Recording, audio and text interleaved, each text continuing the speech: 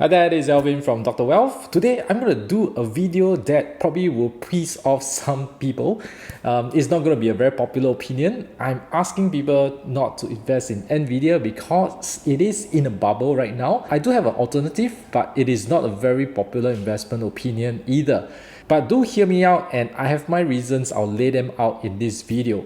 The very first thing is that we know that Nvidia is probably the hottest stock so far with the AI boom that's going on right now, and Nvidia has been up 162% since the start of the year, and it is the best performing S&P 500 component stock so far.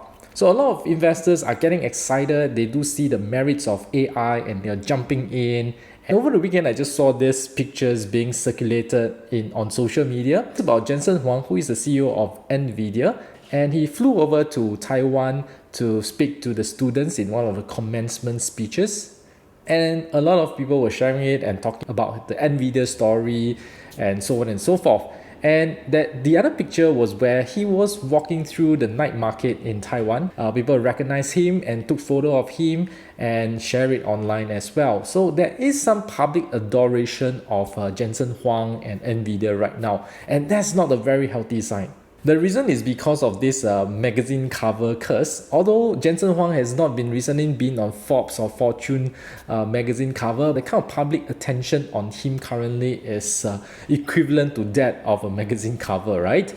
So this magazine cover curse is when a person or company is featured in a positive cover story, it often signifies the end of its exceptional results. And definitely Nvidia is spectacular this year. With the share price going up 160%, it has made Nvidia almost $1 trillion company. And as of the recording right now, the pre-market showing that Nvidia has crossed that $1 trillion mark. It is not easy for a company with just about 50 billion revenue can ascend to this $1 trillion club. You can see that the interest in AI has really created a boom town for Nvidia.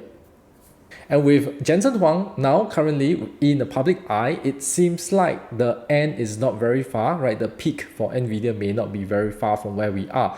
And I want to give you some examples, okay? So the first example I'll share is this Masayoshi Son, who is the founder of SoftBank. I remember watching his video, the video interview with David Rubenstein a few years ago, right, when SoftBank was one of the hottest venture capitalists. And that's why I paid attention to this interview. Otherwise, who cares, right? I'm also affected by the media frenzy then. So SoftBank has a vision fund, which is a $100 billion VC fund, one of the largest in the world. And I remember him sharing the story that he went to Saudi Arabia to raise money for his fund, and he raised $45 billion from the Saudi sovereign fund, and he boasts that he done it in 45 minutes. So it was like $1 billion a minute. So again, it was like the peak of his fame at that point in time.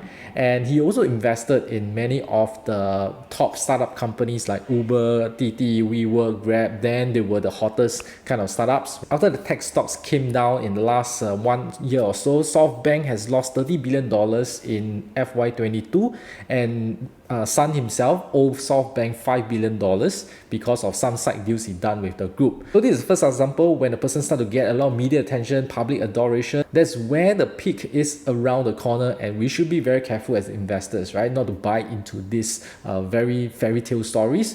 And the second example is Katie Wood, right? So she also got her fame during 2020, where the tech stocks were having a fantastic year. And she was a poster investor, not Warren Buffett then.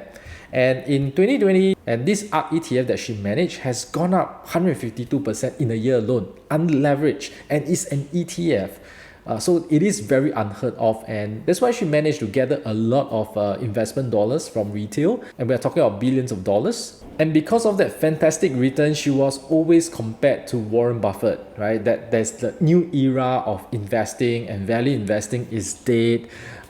Those kind of comments were starting to pop out because Katie Wood was focused on more the disruptive companies where she invests in those loss-making but growth rate are very fast tech companies. They are in their early stages. So that's how she made that difference, and she really produced the results, right? Nonetheless, in 2020.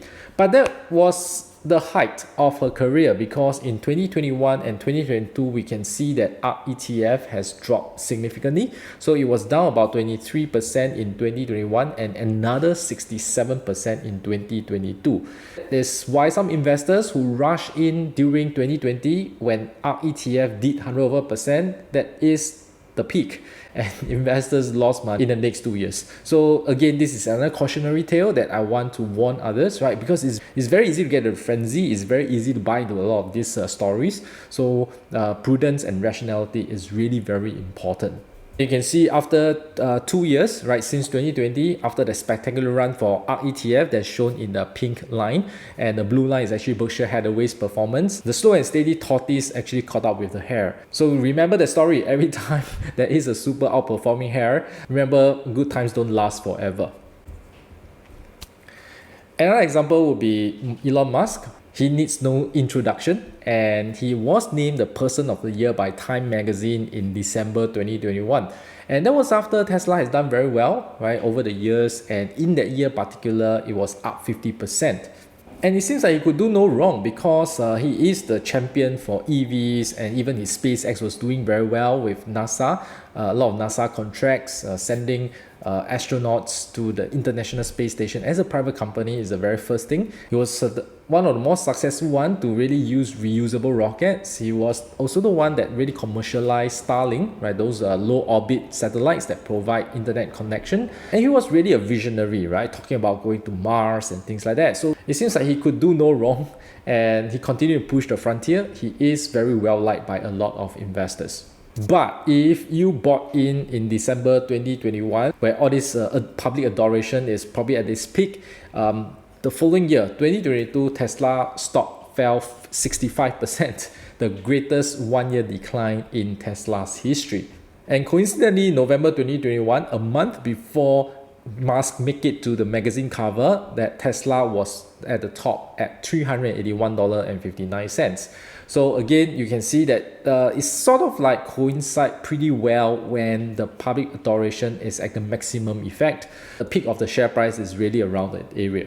The more recent example will be Bernard Arnault, the richest man in 2023. So in April this year, he was profiled by Forbes, because Forbes does an annual ranking of the billionaires of the world. He became the richest in 2023, right, for the very first time. And of course, there's a lot of coverage about LVMH, the conglomerate that he controls, that really made him the richest in the world. And what happened next? In the following month, in May 2023, LVMH share price started to fall, right? It formed a peak in around late April, early May. And in one of the days, LVMH as a blue chip company actually fell 5% in one day, wiping out $11 billion of his net worth. Although he is still the richest man in the world, but it seems like the share price have peaked and really priced in a lot of optimism already. So another example, when the media start to profile a certain particular person, and his associated company and stock may not be doing very well thereafter. And let's not forget the Forbes magazine curse as well, because Forbes did cover like Elizabeth Holmes of Theranos, and as well as Sam Bankman-Fried of FTX, as well as Adam Neumann from WeWork, which was also featuring Silicon Valley Bank, which eventually, as we know now, has closed shop already. So for Elizabeth Holmes and Sam Bankman-Fried, so they are eventually frauds, right? That was unraveled. And as for Adam Neumann, he was more like living a very lavish lifestyle and not really managing WeWork, and eventually he got ousted from the company himself. So you can see that again, the magazine cover curse is pretty strong. And there were studies done, and there was statistical proof to show that this is usually not a good sign, right? One way to preserve capital is that avoid investing in the associated companies when any person made it to the top of public attention. So that's why I'm saying that the Nvidia, currently the public adoration of Jensen Huang as well as the company, is not a healthy sign. But don't get me wrong, because I do think that these individuals, except the fraudsters, okay, these individuals are highly commendable for the achievement that they have done. And I don't think it's any easy, and I don't think everyone can do it. So kudos to them. But as investors, we need to be rational, right? And not just purely invest based on our adoration of any of these idols. because eventually the public adoration may come down, may fade, and that would also cause the share prices to come down. Okay, so we don't want to buy into the peak of the hype or the bubble. We want to wait for them to burst, and if we can buy them at a much better prices, that is where prudent investors should focus on. Any persons or their associated companies have been beaten down, have been criticized by the media, has been like hated by social media, it might be a company that is worth looking at. So one of it, I remember it was probably Meta. It was one of the most hated company last year. And if you just follow this simple principle and bought into Meta, you have done very well from a year ago, right? Because Meta is also up more than 100%. It's the second best performing stock in the S&P 500. But for Meta, now it's no longer as hated as before, so it doesn't pass that rule. So I was thinking, what is the most hated investment right now?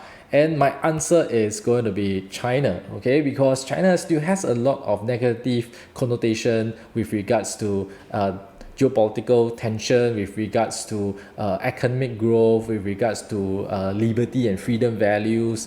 The government is throwing in a lot of regulation and control. So we do see that playing out in the media right now for at least the past few months. And even I saw the magazine from The Economist, the cover is Pick China. Just 2 weeks ago, they published this front cover. So if economists think that China is done, it might be a surprise. And maybe in a few months' time, we might see China stocks rallying again. So it might be a case where the investment thesis is sell Nvidia or AI-related stocks and buy China. I know it is not a very popular opinion. You might have a lot to say in the comments, but I'll stick my head out and follow the principle that I just shared, right? Which is to avoid stocks that are highly popular right now and to look at areas where it is hated. So I hope you find this video interesting. Give me a thumbs up, subscribe to the channel so that you get notified in the future videos that I made. Thank you for watching and goodbye.